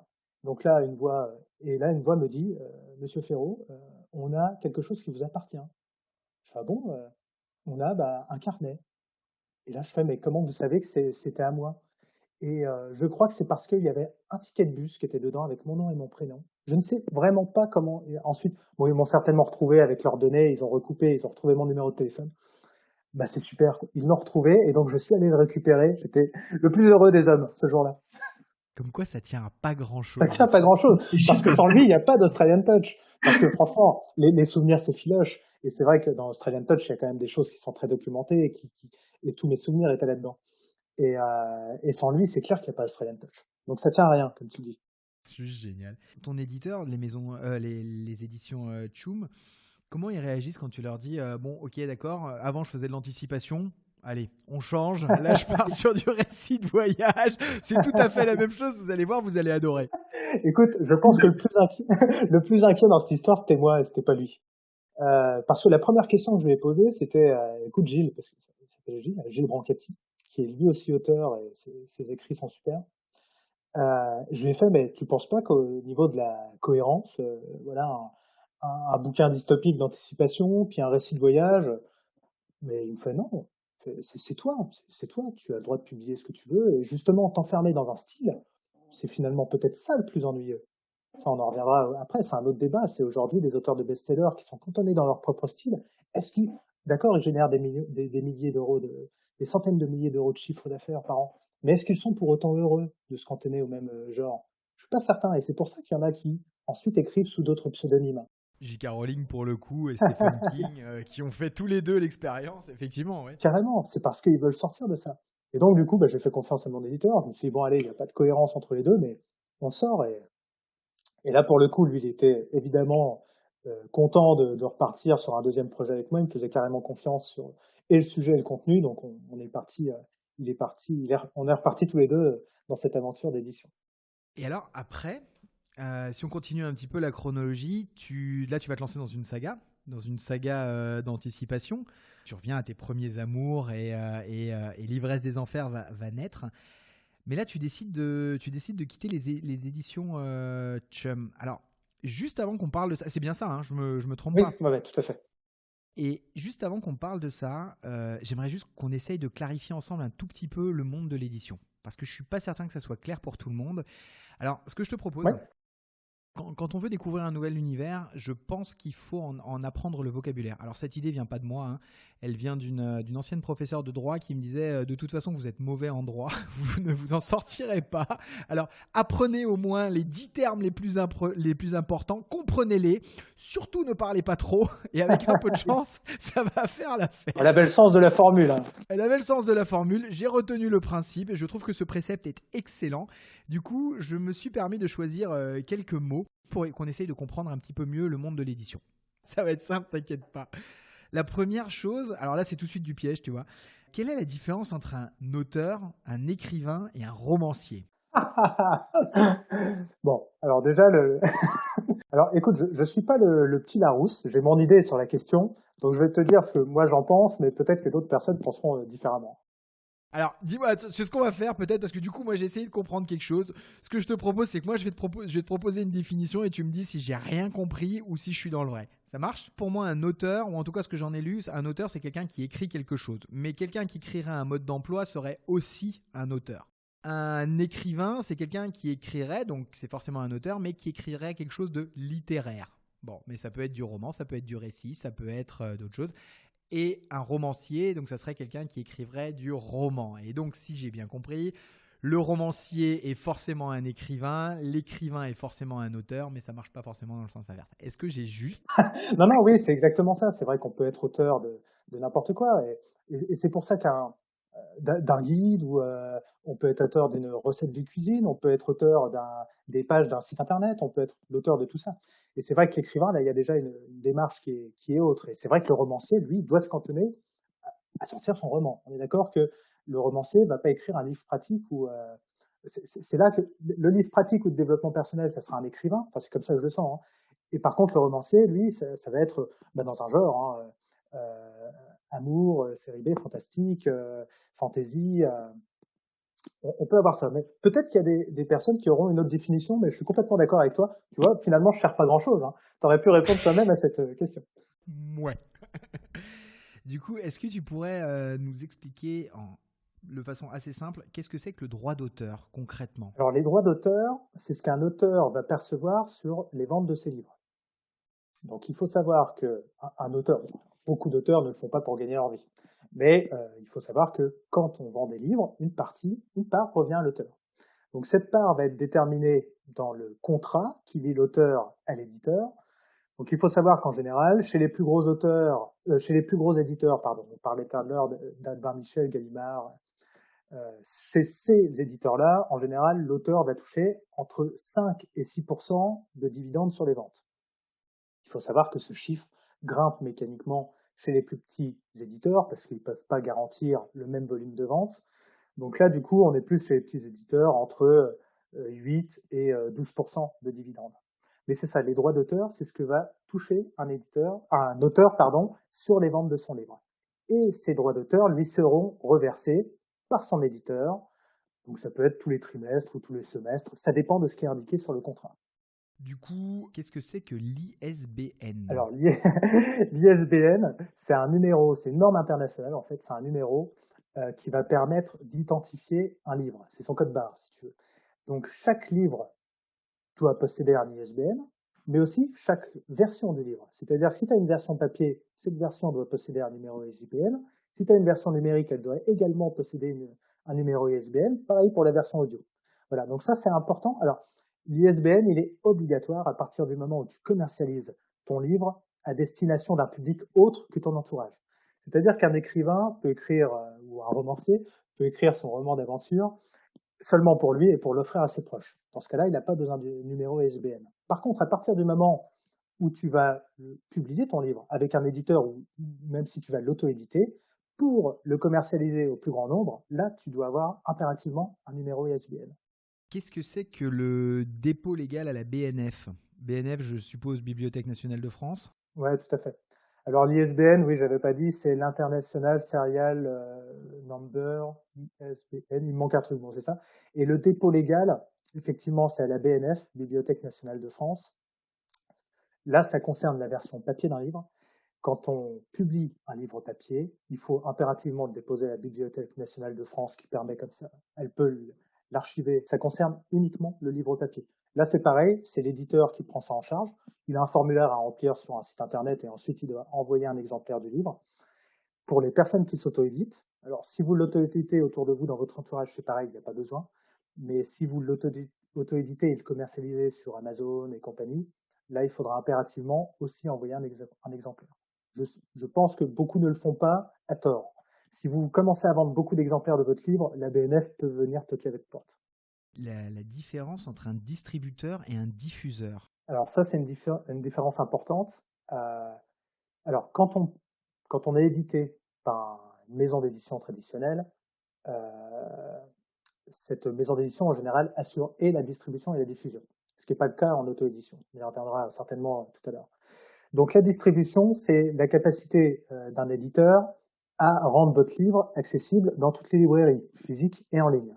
Donc c'est-à-dire que potentiellement, votre livre pourra être commandé aussi bien dans la librairie de quartier que sur une plateforme de vente en ligne. La diffusion est différente, donc c'est-à-dire c'est une disposition de moyens. Donc c'est assurer la présence d'un livre en librairie, assurer derrière l'impression et l'expédition, évidemment. La diffusion, c'est vraiment autre chose. La diffusion, c'est avoir la force commerciale, avoir une force de vente commerciale qui va aller voir les libraires et leur dire, écoute, mon dernier livre, c'est de la bombe, tu dois absolument le mettre en rayon. Et c'est ce qui permet à un livre de se retrouver en rayon. Et donc, cette notion de distribution et de diffusion, elle est importante parce que actuellement en France, les gros éditeurs, évidemment, ont ce pouvoir de diffusion. Les moyens éditeurs également, c'est plus restreint, mais les petits éditeurs souvent l'ont pas parce qu'ils n'ont pas le pouvoir d'aller voir toutes les librairies en France pour dire mes écrits c'est super. Donc généralement dans la zone de chalandise de l'éditeur, enfin sa zone d'implantation pardon, souvent il va connaître les libraires du coin, donc il va avoir monté un partenariat avec eux, mais souvent pas. Donc c'est la différence entre la distribution et la diffusion. La diffusion, soyons clairs, aujourd'hui, il n'y a que les gros éditeurs qui peuvent vous dire votre livre sera en rayon partout. Oui, donc c'est quand même un enjeu important. Du coup, je voudrais revenir sur la promotion du livre et alors la diffusion en fait partie. La promotion du livre et les techniques de promotion du livre. Qu'est-ce qu'on entend par là et qu'est-ce que ça recouvre exactement? Alors là aussi, ça va dépendre de l'éditeur chez qui on se trouve. C'est vrai que un livre pas promu, enfin pas de promotion égale pas de vente. Un livre ne se vend pas tout seul. Un auteur ne se fait pas connaître tout seul. Ça ne se fait pas comme par magie. C'est vrai que souvent, les auteurs pensent que de la qualité de leur livre vont dépendre les ventes. Pas du tout. Pas du tout. Et c'est vrai que là, il faut communiquer. Donc les gros éditeurs, c'est simple. Tu as des affichages dans le métro, sur les magazines, tu as des relations presse énormes qui font que ton magazine il va apparaître dans les émissions de télévision, dans la presse. Donc il y a une couverture exceptionnelle parce qu'ils ont des budgets exceptionnels. La vérité est tout autre pour la majeure partie des auteurs, c'est-à-dire qu'ils seront chez les petits éditeurs, qui ont moins de moyens. Donc là, souvent, la promotion d'un livre se contentera à des salons littéraires, ce qui est déjà super, à des séances de dédicaces. Là aussi, c'est super, parce que ça nous permet de nous retrouver devant un public. Ensuite, pour ceux qui ont un peu plus de moyens et qui sont qui ont un peu plus de sensibilité avec le digital, les éditeurs vont pouvoir faire connaître leurs auteurs à travers des campagnes de publicité, sur les réseaux sociaux notamment. Ça va vraiment passer par ces choses-là. Mais c'est vrai que le traitement en termes de promotion de livre n'est pas du tout le même d'un éditeur à un autre, soyons clairs. Pourtant, il est essentiel. Oui, clairement, clairement. Du coup, tu nous as parlé d'éditeurs et d'auto-édition. C'est quoi la différence? Bon, alors, il faut savoir qu'actuellement en France, un auteur sur 5000 trouve un éditeur traditionnel. Donc, un Albin Michel, Gallimard et compagnie, et même les petits éditeurs. 1 sur 5000. C'est hyper peu. C'est peu. Ouais, c'est hallucinant. C'est hallucinant. On estime aujourd'hui qu'il y a 2,5 millions de manuscrits, donc de livres potentiels qui dorment dans des tiroirs. Donc c'est 2,5 millions d'auteurs qui ont un livre dans leur tiroir et qui, ces auteurs aimeraient le publier. Donc sachant qu'il n'y a qu'un auteur sur 5000 qui est pris, je te laisse imaginer le ratio. Donc il y a très peu d'élus finalement chaque année. Donc du coup, les auteurs de plus en plus ont recours à l'auto-édition. Donc l'auto-édition, c'est plutôt que de confier ton livre à un éditeur pour qu'il le publie, c'est tu fais tout toi-même. Donc c'est-à-dire que tu vas toi-même assurer ta direction d'ouvrage, donc les corrections, la mise en page, la création des couvertures. Tu vas assurer toi-même la publication du livre, c'est-à-dire la distribution et la diffusion. C'est les points qu'on abordait justement avant. Et tu vas assurer toi-même ta promotion. Donc là, en gros, faut être un homme orchestre et faut toucher à tout, quoi. Il y en a qui arrivent, hein. Il y en a qui arrivent. C'est dur, c'est très chronophage, ça prend beaucoup de temps et ça peut coûter aussi assez cher. C'est top parce que ça fait vraiment la transition. Pour reprendre la chronologie où on en était, toi, tu étais chez un éditeur, tu décides de publier ta saga en auto-édition, c'est ça? Mais alors pourquoi? Mais pourquoi? Alors, il faut savoir déjà que ma saga, c'est pareil, elle n'est pas, même si le premier chapitre de l'Ivresse des Enfers est paru donc fin 2019, mais il faut savoir qu'elle a été commencée, pareil, j'ai commencé à l'écrire en 2012. C'est un travail de longue haleine. Par contre, c'est vrai que moi, d'un point de vue professionnel, au bout d'un moment, donc on en a parlé tout à l'heure, j'étais dans le marketing, la communication, donc à côté j'avais mon travail d'écrivain, et je me suis dit comment finalement je pourrais allier toutes ces activités et n'en faire qu'une, plutôt que d'avoir cette vie, on va dire, où je me sentais toujours découpé en deux, le cul entre deux chaises, hein, tu m'excuseras l'expression. Et du coup, c'est vrai que j'ai beaucoup échangé avec mon éditeur, et c'est lui qui m'a fait prendre conscience du fait qu'il y avait très peu d'auteurs qui étaient publiés et qu'il y avait une grosse demande en matière d'auto-édition notamment. Et je me suis dit, mais oui, c'est peut-être ça la clé. Je vais mettre à profit mes compétences en marketing et en communication pour créer ma propre structure en auto-édition. Et ce que je voulais, c'était accompagner les auteurs dans l'auto-édition, parce que finalement, c'est très dur. Va aujourd'hui sur Amazon, allume le site, et c'est vrai qu'il y a Amazon KDP qui existe, qui est entièrement gratuit, c'est super, hein, mais il faut être ingénieur informatique pour l'utiliser. Leur interface, elle est super pas friendly, quoi, c'est comme on dit dans le jargon, c'est-à-dire qu'elle est assez difficile d'accès. Je ne vois pas, par exemple, mes parents utiliser cette interface pour auto-éditer leurs livres, c'est bien trop compliqué.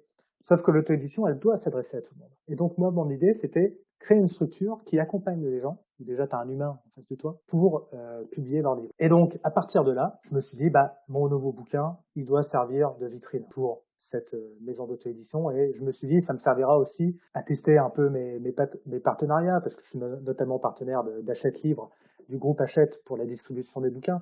Et je me suis dit, bah, je vais pouvoir en fait tester tous mes partenaires, les graphistes, ceux qui mettent en page, ceux qui corrigent, etc., ceux qui distribuent les livres, et pour mes propres bouquins. Comme ça, je pouvais essuyer mes plâtres avec mes bouquins, plutôt qu'avec quelqu'un qui m'aurait confié son livre. Et finalement, tout s'est bien passé dès le premier bouquin, parce que donc L'ivresse des enfers a été le premier livre publié par YouStory, donc le premier bouquin dans le catalogue de YouStory. Donc YouStory, c'est le nom de la plateforme d'auto-édition que j'ai montée. Et donc c'était super. Là aussi, ça a été un nouveau départ.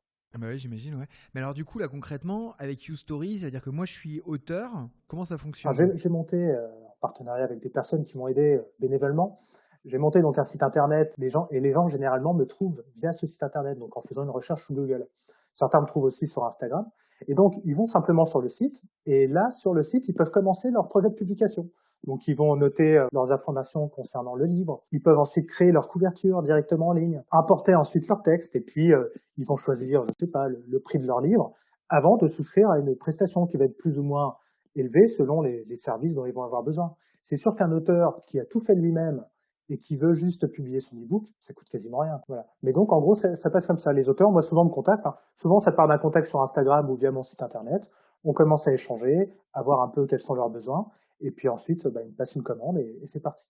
Par rapport à ta situation d'avant avec les éditions Tchoum, tu gagnes mieux ta vie avec cette activité, ou c'était plus simple d'avoir deux métiers Alors, ça, c'est une question épineuse. Je vais pas te mentir. Effectivement, aujourd'hui, je ne vis pas de cette activité. C'est vrai que quand j'avais un travail plus mon activité d'écrivain à côté, c'était quand même plutôt confortable. Mais maintenant, surtout que YouStory, j'en suis à mes premières années d'activité. Ça fait 1 an tout juste là, que j'ai officiellement lancé mes activités. Donc, pour l'instant, j'en vis pas encore. Mais c'est vrai que l'idée, c'est à terme d'en vivre, parce que je sais que le besoin, il est là, le nombre d'auteurs sont là. Je vois que mes auteurs sont contents, on mène des projets qui sont super. Et surtout, il faut se rendre compte que l'auto-édition, tu as souvent des pépites. Moi, l'autre jour, j'ai eu le plaisir de savoir qu'un de mes auteurs avait été repéré par une belle maison d'édition après avoir autopublié son livre chez moi. Donc ça, c'était super, quoi. Sur le coup, il m'appelle comme ça en me disant un peu bateau, bah, ça te dérange pas, j'ai trouvé un éditeur. Mais non, c'est super. Parce que justement, c'est un peu l'aboutissement pour les gens qui publient leurs livres chez moi de trouver un éditeur derrière, quoi. C'est super. Ouais, du coup, tu t'es retrouvé un autre motif, aider les autres et faire grandir les autres. C'est génial. C'est pas simplement se faire grandir, c'est faire partager son expérience. Absolument génial. Comment tu finances ça, ou comment tu vas financer ça? Est-ce que tu passes par des cagnottes? Est-ce que tu vas passer par, je sais pas moi, une levée de fonds? Est-ce que tu vas passer par les banques? Comment est-ce que tu vas financer cette activité pour qu'elle prenne encore plus d'ampleur et atteigne une taille critique? Alors, effectivement, non, tu as raison, le financement de cette société va forcément passer par une levée de fonds, quelle qu'elle soit. Pour l'instant, c'est vrai que j'ai financé l'entreprise avec des fonds personnels ou des prêts que j'ai réussi à obtenir. Mais c'est vrai que la deuxième étape, bah, ça va être d'aller chercher des investisseurs qui croient dans ce projet et qui vont se dire, mais c'est vrai que c'est une super idée. Alors, je suis pas le seul sur le marché, hein. Il y en a déjà qui font leur boulot et qui le font très bien. Et ces entités, justement, ont trouvé des apports financiers pour pouvoir survivre. Parce que c'est vrai que c'est une start-up, hein, YouStory. Et donc, en gros, elle sera rentable d'ici 2024, 2025, pas avant. Donc c'est vrai qu'avant, pour soutenir en fait la production et soutenir les projets de mes auteurs, je vais avoir besoin de lever des fonds et donc de trouver des investisseurs. Bon, si jamais il y a quelqu'un qui nous écoute, on a parlé de promotion, on a parlé de diffusion, donc effectivement, tu as des contacts chez Hachette. Pour la promotion des livres ou des auteurs, comment tu fais? C'est parce que tu viens du milieu de la communication, tu sais faire des relations presse. Enfin, qu'est-ce qui fait que tu vas pouvoir aider encore mieux les Alors auteurs? pour l'instant, effectivement, au vu de mon expérience, je peux conseiller moi-même mes auteurs parce que j'en ai pas encore énormément. Actuellement, j'ai une trentaine d'auteurs, donc c'est encore gérable. Mais c'est sûr que dans 1, 2 ou 3 ans, si j'ai 1000 auteurs, ce sera plus gérable.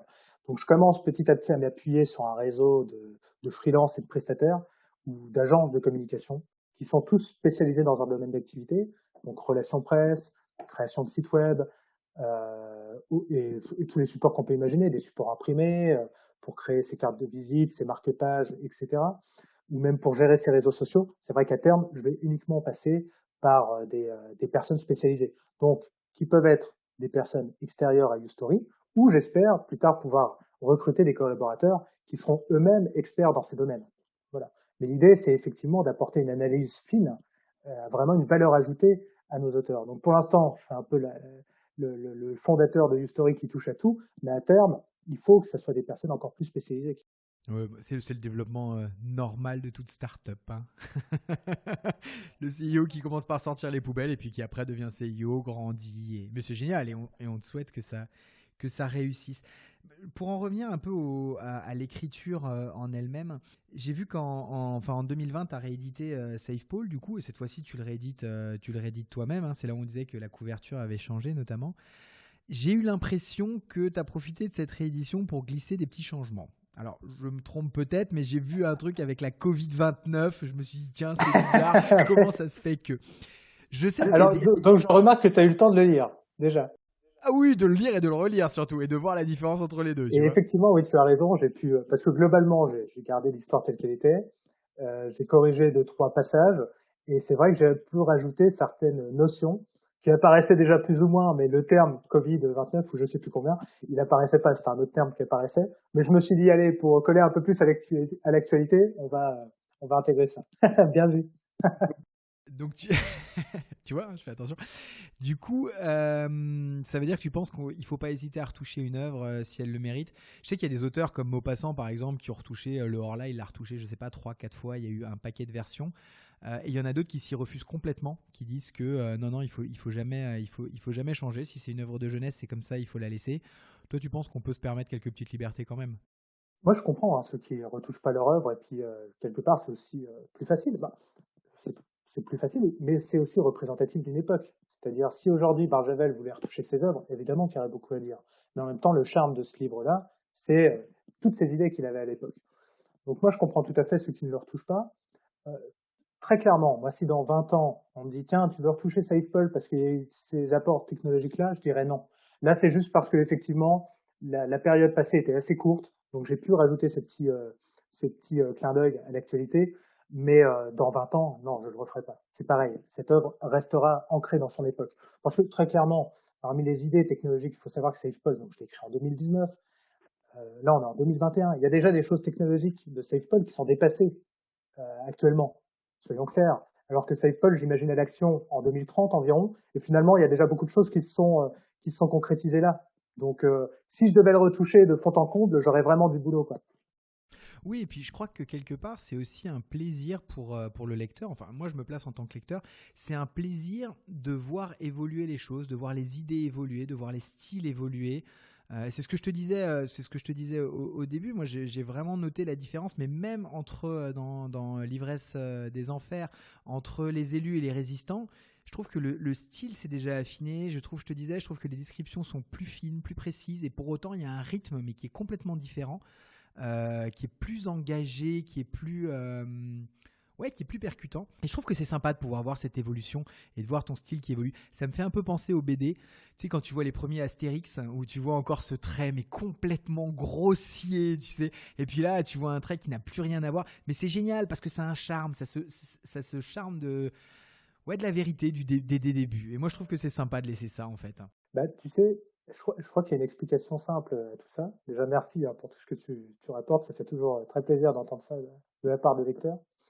Et alors, ce qu'il faut savoir, c'est que SafePol, Australian Touch et le premier chapitre de l'Ivresse des Enfers, clairement, ils se sont suivis. Mais le deuxième chapitre de l'Ivresse des Enfers, lui, arrive plus tard. Et ça, le début de son écriture arrive plus tard. On doit être déjà en 2016. Donc finalement, ce que je veux dire, c'est qu'il y a eu ces 3 bouquins-là qui ont été écrits. Et donc j'arrive sur le deuxième chapitre de l'Ivresse des Enfers avec beaucoup plus de maturité, je pense, dans mon style. Et tu as raison, du premier épisode au deuxième, ça se sent clairement.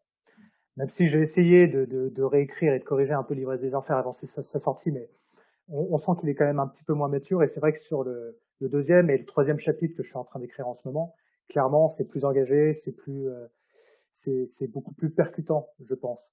Alors, il faut savoir que, je fais juste une aparté là-dessus. Tout à l'heure, je parlais donc que j'ai perdu un bouquin lorsque j'étais étudiant. L'ordinateur avait explosé. Eh ben, il faut savoir que c'est l'Ivresse des Enfers, ce bouquin. Oh, génial! Donc, il m'a fallu quand même beaucoup d'années avant de me dire, je me relance à l'assaut de ce bouquin-là. Et donc, c'est le premier chapitre de l'Ivresse des Enfers, effectivement. Et dans les idées, c'est lui tel quel. C'est vraiment lui. Le chapitre 2 de l'Ivresse des Enfers, pour l'instant, c'est ton préféré de tous tes Je livres? pense que le préféré de tous mes livres sera l'Ivresse des Enfers quand il sera terminé, clairement. Je pense qu'aujourd'hui, le plus complet reste peut-être Australian Touch. C'est vrai que c'est aussi le plus massif, hein, il fait plus de 400 pages. Et celui qui reste le plus dans mon cœur, c'est forcément Save Paul. Parce que ça a été le premier, et parce que voilà, il a ce charme du premier. Mais l'Ivresse des Enfers, clairement, je veux en faire, entre guillemets, mon œuvre majeure, quoi. Parce que c'est vrai que j'aurais pu le faire en une seule fois, mais il ferait peut-être 1000 pages. Et puis, c'était pas mon idée. Mon idée, c'est d'aller dans cette mouvance des romans courts qui peuvent se lire, voilà, en une demi-journée, un peu comme on apprécie un bon film. C'est un peu ça, mon ambition avec l'Ivresse des Enfers. Ce qui n'empêchera pas, dans quelques années, quand les 4 tomes seront terminés, d'en faire un gros pavé pour les puristes qui préfèrent les gros pavés. Voilà. J'avoue que j'ai dévoré. Mais donc non, j'essaye de pas faire de distinction, j'ai pas de préféré. Ce qui est sûr, c'est que je sens que je m'améliore à chaque bouquin, clairement. Bon, bah c'est chouette, chacun se fera son avis du coup, ce qui est plutôt pas mal. Je te retourne la question, quel est ton préféré? Ah Alors, en toute sincérité, pour l'écriture, évidemment, le tome Les Résistants, clairement. Je peux pas expliquer pourquoi, mais clairement, Save Paul, toi-même tu sais pourquoi, mais ouais, clairement, il y a quelque chose dedans. Il y a quelque chose qui me fait dire que waouh, j'ai adoré. Mais bon, je te le dirai après. je ne veux pas dévoiler la trame de l'histoire, ou spoiler quoi que ce soit, donc je n'expliquerai pas pourquoi, mais en tout cas, effectivement, il y a un attachement particulier à Save Paul. Du coup, effectivement, je disais, chacun se fera son avis. À propos d'avis, si j'ai décidé de faire ce podcast, c'était aussi pour faire un peu la chasse aux préjugés. Parce que quand on découvre un univers, il y a souvent pas mal de préjugés. Et notamment, le monde de la littérature véhicule forcément des préjugés. Du coup, ce que je te propose, j'ai demandé un peu autour de moi ce que pensaient les gens, des auteurs, des écrivains, de la littérature. J'ai récolté des préjugés. Je vais te les lancer comme ça, je vais te les balancer franco de port et j'attends tes réactions à ça. Je te préviens, il y a de la mauvaise foi, hein, autant qu'on soit J'imagine, clair. je ferai autant de mauvaise foi alors. Préjugé 1. Oui, les écrivains, c'est des mecs qui ont besoin de compenser un truc, c'est pour ça qu'ils s'inventent des histoires où ils se mettent en scène et c'est toujours eux les héros. C'est vrai que dans Save Paul, dans Australian Touch, c'est assumé, il n'y a pas de souci. Dans Save Paul, le personnage de Cassandre qui vient de la publicité et machin, j'aurais peut-être pu dire qu'il y avait des choses. Et par contre, évidemment, dans l'Ivresse des Enfers, là, ça a complètement disparu. Enfin, en tout cas, moi, j'ai pas vu de parallèle entre ce qui pourrait être l'auteur et ce qui pourrait être les personnages. Alors, est-ce qu'on a tendance effectivement à se projeter dans ces personnages? Alors, c'est pas un cliché. Alors, pour répondre, c'est pas un cliché. Alors, on n'a pas forcément besoin de se projeter. On écrit d'abord pour raconter des histoires et faire passer des messages. Mais effectivement, je sais plus c'était un éditeur un jour, une interview d'éditeur que j'entendais, où il disait les 2 voire 3 premiers romans d'un auteur, c'est ce que j'expliquais tout à l'heure, vont forcément le représenter. Donc l'auteur va forcément se mettre en scène quelque part parmi les personnages, etc. Moi, c'est clair que dans Save Paul, les 2 héros, c'est moi. Enfin, le héros masculin, l'héroïne féminine, et les 2, c'est une partie de moi, évidemment. Mais c'est vrai qu'au fur et à mesure, l'Australian Touch, on n'en parle pas, c'est inspiré de ma propre vie, donc c'est forcément moi. Théo, le personnage principal, c'est moi. Mais c'est vrai qu'à force, on arrive à se décrocher. Et dans l'Ivresse des Enfers, je n'apparais pas là-dedans. Et c'est vrai que c'est complètement, disons que j'ai réussi à faire, à délier en fait ma propre vie, ma propre existence, mon propre moi du bouquin. Par contre, ça n'empêche pas que des personnes que tu connais, que tu as rencontrés et qui t'inspirent peuvent rejaillir là-dedans. Forcément, nos personnages, c'est forcément des gens qu'on a connus. Par exemple, le personnage de Barbara dans L'ivresse des enfers, le numéro 2 notamment, c'est quelqu'un derrière. Tous, Kate, l'héroïne de la saga, c'est quelqu'un aussi. Mais moi, je n'y suis plus, c'est clair. Donc, on se défait, on se détache. Et ça sert de thérapie, c'est ce qu'on disait aussi tout à l'heure. Le préjugé de ouais, écrivain, c'est le bon plan pour draguer. Tu prends un air mystérieux, tu dis griffonnes 3 trucs incompréhensibles sur ton carnet Moleskine et rouler jeunesse. Du coup, moi, ça, c'est l'image que j'en avais, tu vois. Et je voyais un peu le romancier célèbre, new-yorkais, un peu ténébreux, tu vois. Et je suis allé chercher dans les films. Et que ça soit de Truman Capote à la rencontre de Forrester en passant par le créateur de Dupontel, je me suis rendu compte que ça tenait plus de l'imagerie d'Épinal qu'autre chose. Du coup, qu'est-ce qu'il en est vraiment ? Comment on vit la célébrité ? Est-ce qu'il y a des gens qui t'attendent toute la journée à la porte ? Et quand tu dis ouais, je suis auteur, je suis romancier, ça marche ou ça marche pas ? Alors écoute, j'apporte un contre-exemple au film que tu as cité. Si tu prends L'amour dure 3 ans, je crois, où c'est un écrivain aussi, où tu vois la petite groupie à peine majeure qui arrive dans sa chambre. Voilà, je pense que ça existe aussi, mais il faut être un écrivain quand même reconnu. Alors, est-ce que c'est un bon moyen pour draguer ? Oui, si on s'en sert. Moi, je suis toujours dans l'optique de c'est une activité secrète. Et c'est vrai que quand j'ai eu l'occasion de dragouiller des filles, ben, je m'en suis jamais servi comme argument. Par contre, c'est vrai que quand elles le découvrent par la suite, c'est encore mieux, finalement. Parce que là, ça fait le mec pas mystérieux, mais qu'on a gardé sous le coude. Génial. La Non, mais modestie est-ce que incarnée. ça sert ? Non, il vaut mieux jouer de la guitare. Sincèrement, si vous êtes jeune auteur, il vaut mieux jouer de la guitare pour réussir à draguer des filles. Non, mais c'est clair, ça marche beaucoup mieux. Parce que l'auteur, ça fait un peu le mec qui est introverti et qui est dans sa bulle, dans son monde. Ça peut intéresser des lectrices, effectivement, mais pour draguer, il vaut mieux jouer de la guitare. Merci pour le conseil. Préjugé numéro 3. Ouais, un auteur, ça se foule pas des masses. 2 ans pour écrire 434 pages, ça fait une demi-page par jour. Il se foutrait pas un peu de nous par hasard, les Alors là, j'ai auteurs ? envie de leur dire, écrivez pour voir. On l'a bien dit. Moi, ça m'a pris 6 ans, évidemment, mais parce qu'à côté, j'avais des boulots, j'avais un travail de bureau, des chefs qui me mettaient la pression en me disant, il faut que tu fasses ci, il faut que tu fasses ça. Et donc, non, c'est pas une demi-page par jour. Moi, c'est sûr que si je ramène sur le temps global que j'ai passé pour écrire chacun de mes bouquins, si on le remet sur un temps plein, c'est 1 ou 2 ans. Donc, effectivement, maintenant, je peux comprendre que les auteurs de best-sellers actuels puissent en sortir un tous les ans. Parce que quand tu passes le clair de ton temps, c'est possible. Mais sinon, non.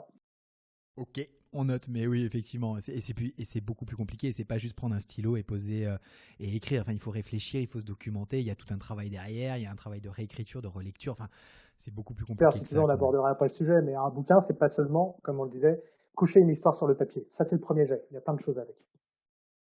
Je crois que c'était Zola qui avait un gueuloir. C'était une pièce où en fait il prenait ses textes, il les criait fort pour voir s'il rebondissait, pour voir s'il y avait une musicalité dans ses textes ou pas. Et puis après il les barrait, il les réécrivait. Enfin, Bah, tu sais qu'il m'arrive aussi de les lire parfois à voix haute. C'est vrai ? Carrément. Certains passages où je suis pas forcément convaincu du truc. Parce que quand on est devant son écran, c'est compliqué aussi. On a les yeux qui fatiguent et tout. Donc parfois j'imprime, je lis sur des feuilles imprimées, et parfois je vais les lire.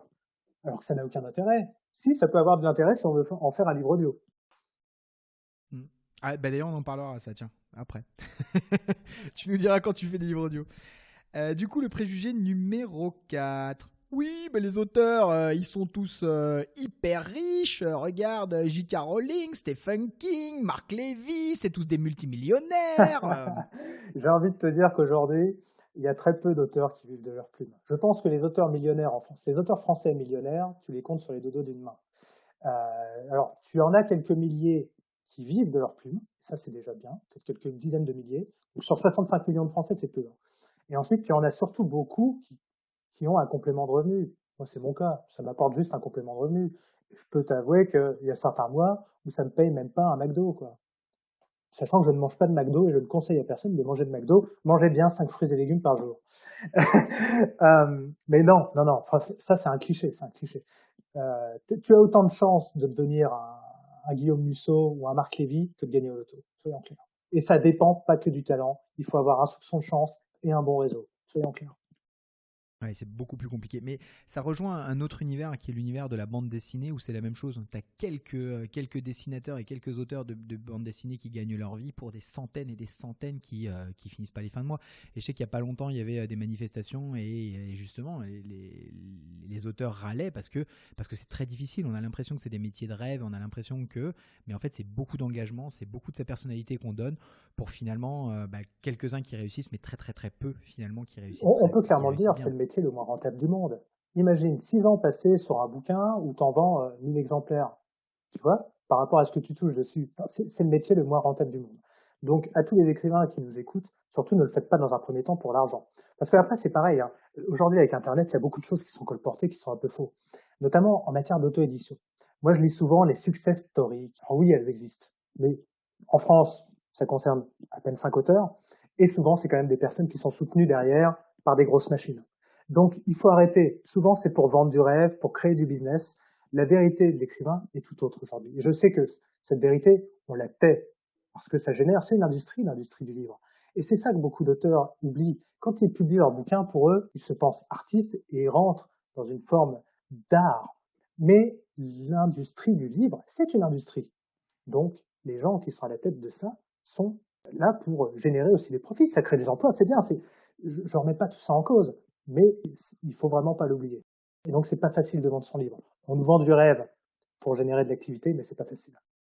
Du coup, préjugé numéro 5, et ce sera certainement mon dernier. Ah non, j'en ai deux encore, tiens.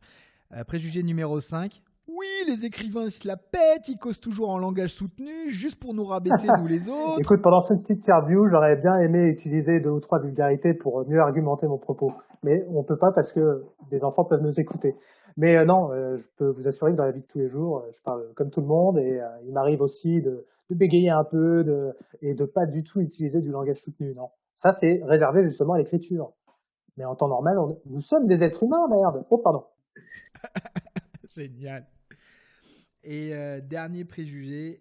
Oui, si t'es écrivain, c'est que t'es un rat de bibliothèque. Pour y arriver, tu dois faire ni sport, ni activité intéressante, porter une veste en tweed et fumer la pipe. Sinon, ça marche pas. Être simplement dérangé dans sa tête ne suffit pas, il faut le look qui va avec. Bah, c'est complètement faux. Je ressemble à tout sauf à ça, quoi. Je fais du sport, j'aime faire du sport, j'en ai besoin justement, parce que quand on est seul devant son ordi, on a besoin de décompresser. Je fais du sport, j'ai pas de veste comme ça. Enfin, j'ai besoin de voir du monde, je suis un animal social, un animal sociable. J'ai besoin de voir du monde, j'ai besoin de prendre des apéros, de boire du champagne, de voir ma famille. Et j'ai pas besoin d'écrire tous les jours. Souvent c'est pareil, ça c'est une idée reçue qui est fausse. Pour être un bon écrivain, il faut écrire tous les jours. Mais ça c'est complètement faux. Il faut écrire évidemment régulièrement, parce que sinon on peut pas s'améliorer, mais il faut surtout écrire quand on en a envie. Alors parfois il faut se botter un peu le cul, pardon, oh j'ai encore utilisé un gros mot, voilà. Parce qu'un auteur ça reste quelqu'un comme vous et moi. Je peux vous dire qu'il y a des auteurs qui peuvent être de mauvaises personnes aussi, des pervers narcissiques qu'on a en entreprise. Mais on en a aussi des auteurs comme ça. On a des auteurs qui sont rats de laboratoire, de bibliothèque, pardon. Ils peuvent être rats de laboratoire aussi. Ouais, c'est Ouais, pas c'est glorieux. glorieux, mais- oui. Et puis ensuite, il y a voilà, des auteurs, monsieur et madame tout le monde, c'est mon cas. Eh ben, écoute, je te remercie pour ta sincérité. Du coup, on va essayer d'aller un tout petit peu plus loin avec un dernier petit exercice. Moi, j'ai envie d'en savoir un peu plus sur le Léonard qui se cache derrière le romancier. J'ai lu quelque part que tu disais que tu appréciais les romans d'anticipation car ils permettaient de laisser s'échapper des idées que les lecteurs pouvaient attraper au vol. Bon, ça, jusque-là, je suis assez d'accord avec toi. Du coup, moi, ce que j'ai fait, c'est que j'en ai attrapé quelques-unes au vol que j'ai tirées de ton roman et sur lesquelles je vais te demander de t'expliquer maintenant. Non, mais oh! Donc, la première, tu parles d'un de tes personnages, Norbert Wilson, et tu dis que, en tant qu'urbaniste de renom, il pensait ses projets de ville comme une solution aux problèmes sociaux. Donc, est-ce que tu penses que l'urbanisme est une solution aux problèmes sociaux? Est-ce que la ville est une solution aux problèmes sociaux ou est-ce que la ville crée des Alors, problèmes évidemment, sociaux? je pense qu'il n'y a pas beaucoup de personnes qui me contrediront à ce sujet. Il suffit de voir la politique qu'on a menée en France et dans d'autres pays durant les 30 Glorieuses, à créer ce qu'on appelle aujourd'hui les cités, quoi. Ça a été une grosse erreur, d'un point de vue pas seulement architectural, mais d'un point de vue de vie en communauté, ça a été une grosse erreur, avec les problèmes qu'on peut rencontrer aujourd'hui sur une jeunesse un peu paumée, et ce qui peut se comprendre. Quand on parque tout le monde dans des bars en béton, qu'est-ce qui se passe à la fin? C'est pas comme ça qu'on crée du métissage social. Donc c'est vrai qu'on s'en est rendu compte par la suite. On essaye maintenant de réparer cette erreur. Mais c'est compliqué. C'est pour ça qu'effectivement, moi, je pense que la ville génère le bien-être en communauté, quoi. Si une ville est pensée pour ses habitants et pour le bien-être de ses habitants, si les gens vivent heureux en ville, ils vont bien vivre en communauté. Et donc, évidemment, mais bon, je pense qu'aujourd'hui, les urbanistes, justement, ont des visions qui sont beaucoup plus élaborées que la mienne, hein. Moi, je vois ça d'un regard un regard lambda, de celui de monsieur et madame tout le monde. Mais oui, effectivement, la ville, et l'organisation d'une ville, c'est un énorme enjeu pour la vie en communauté. Tu parles toujours dans SafePol, tu dis la solidarité et l'écologie, deux valeurs incontournables dont les instances dirigeantes de la planète s'emparèrent au début du XXe siècle, juste pour haranguer les foules. Ça veut dire que tu n'y crois pas à la solidarité ni à l'écologie. À ton avis, c'est juste un moyen de nous faire marcher droit. Qu'est-ce que c'est de la démagogie, Si, c'est quoi? j'y crois évidemment. Ce que je crois pas, c'est certains discours. Et je pense que justement, dans le contexte du bouquin, c'était ça. Il y a beaucoup de discours très démagos qui s'emparent de problématiques qui sont essentielles uniquement pour toucher des électeurs. Bon, après, il faut quand même souligner, notamment dans la période qu'on traverse, alors je sais qu'on peut beaucoup critiquer.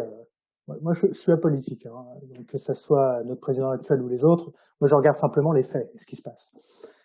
C'est que quel que soit le gouvernement et le bord politique qui a été en place actuellement, je ne sais pas déjà s'il y en a un qui aurait fait mieux que l'autre, mais ce qu'on voit, c'est que la solidarité a quand même fonctionné, et notamment avec l'instauration des chômages partiels, qui ont quand même permis aux entreprises de subsister et aux employés de conserver une bonne part de leur...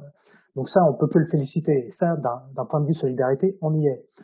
D'un point de vue écologique, bon, mais il faudrait encore d'autres actes fondateurs. Mais ça, c'en est un. Ça prouve qu'on est dans la bonne direction. Je dis souvent qu'on est une espèce jeune, qu'on a encore beaucoup de choses à faire avant d'atteindre une certaine forme de sagesse.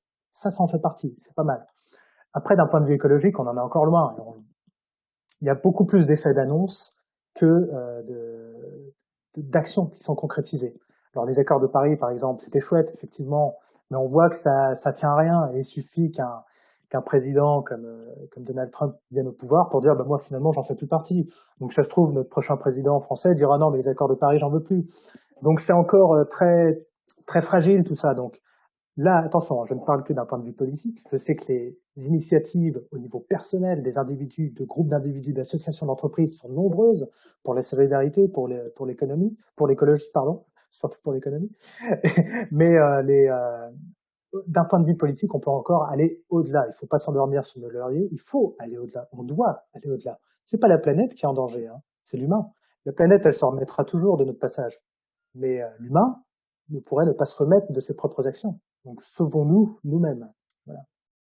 Tu parles aussi, et ça revient dans au moins deux de tes livres, du concept d'âme sœur. Alors, ça rejoint ce dont tu m'as parlé tout à l'heure quand tu parlais de destinée, de destin, parce que pour moi, l'âme sœur, il y a quand même un côté destin, tu vois, là-dessous. Est-ce que tu y crois? Qu'est-ce que tu en penses? Est-ce qu'il y a une âme sœur qui nous attend quelque part? Et ça va peut-être décevoir, mais non, je suis plus des partisans du hasard.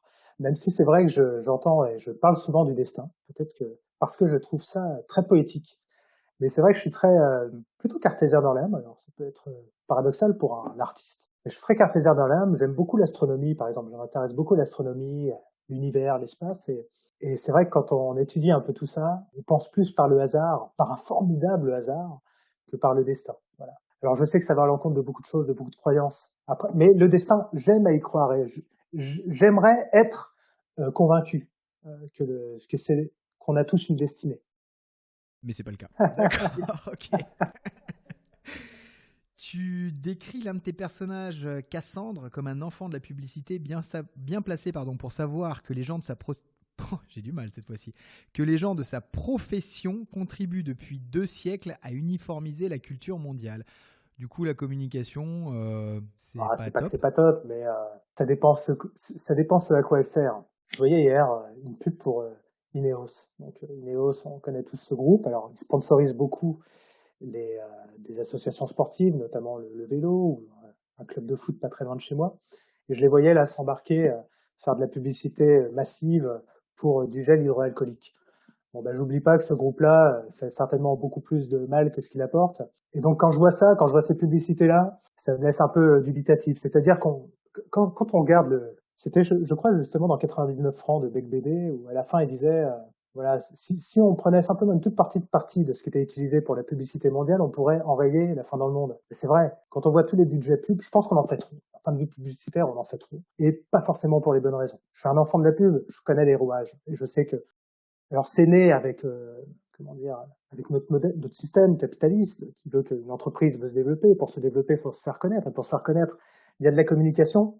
Donc ça fait partie du jeu. On ne peut pas vivre sans, une entreprise ne peut pas se développer sans. YouStory en a besoin aussi. Et c'est pour ça qu'elle veut lever des fonds. Mais c'est vrai qu'on sert à l'uniformisation de la société parce que finalement, il y a quelques marques dans le monde qui sont imposées et qui imposent leurs règles et leurs normes à tout un pan de la société. Et je pense que ça participe grandement à l'uniformisation de la culture. C'est sûr qu'on peut s'imaginer dans 100 ans avoir une culture 100, 200, 300 ans, vivre dans une société mondialisée, même d'un point de vue culture. Et ça, la communication aura grandement participé à tout ça. Et c'est dommage. Je te rejoins. Allez, puis une petite dernière qui m'a vraiment bien plu. Le rastafarisme va revenir sur le devant de la scène et Bob Marley va redevenir à la mode. On en parle. C'était énorme ça. Bah, écoutez, pourquoi pas? Pourquoi pas? Tu sais, enfin, alors là, je vais pas me faire des amis. Mais c'est vrai que toutes les religions sont des personnages, hein, des personnages. Tous les mythes naissent de personnages, de faits qui ont existé. Même les mythes les plus improbables, comme Poséidon ou Zeus. Mais c'est vrai que ces mythes, donc, naissent à une époque. Ensuite, la tradition ou leurs exploits se relaient de manière orale ou écrite ou maintenant par Internet. Et c'est vrai qu'elles sont pour les générations futures, elles deviennent des mythes, elles deviennent des légendes. C'est vrai qu'un mec comme Bob Marley qui a lancé un courant Rastafari, enfin, qui est pas né de lui d'ailleurs, hein, c'était, je sais plus comment ça s'appelle. Merci, j'y étais plus. Et c'est vrai qu'aujourd'hui c'est très peu suivi, mais c'est quand même une pensée très positive et justement où la solidarité fait partie intégrante de cette pensée. Rien ne nous dit, au même titre que la scientologie, rien ne nous dit que le rastafarisme et la scientologie, dans 500 000 ans, seront considérés comme les religions de... Mais clairement, ça vient. Aujourd'hui, les religions dominantes sont là, elles sont sur des marchés consolidés. Alors là, je ne veux pas me faire du tout des amis. Non, mais clairement, elles sont là, elles sont évidemment très utiles. Elles nous ont permis de vivre tous en communauté. Sans elles, je ne sais pas où on en serait actuellement. Mais ce qui est sûr, c'est que voilà, elles sont nées il y a longtemps. Il y a très longtemps qu'elles sont nées, il y a 2000 ans, quoi. Donc, dans 2000 ans, on en aura certainement d'autres dominantes. Écoute, c'était vraiment passionnant. C'était vraiment super passionnant ce moment qu'on a passé ensemble. J'aimerais bien j'ai encore 3 dernières questions et ça sera vraiment des questions. Avec plaisir, ça me fait plaisir. Non, c'est mes 3 dernières questions de fin. La première, quelle question est-ce que tu aurais aimé que je te pose et que j'ai oublié de te poser? Quelle question? Pourquoi est-ce que j'avais un pseudonyme ou non? Ça aurait été intéressant. C'est un autre sujet sympa à aborder. Ah bah ouais, clairement. Vas-y, J'ai un pseudonyme, effectivement. Et je pense que ça, tous les écrivains se la posent. Et j'ai souvent des auteurs via YouStory qui me posent cette question. Est-ce qu'il m'en faut un? Et ça, c'est libre, propre à chacun. On est tous libres de choisir si on en veut un ou non.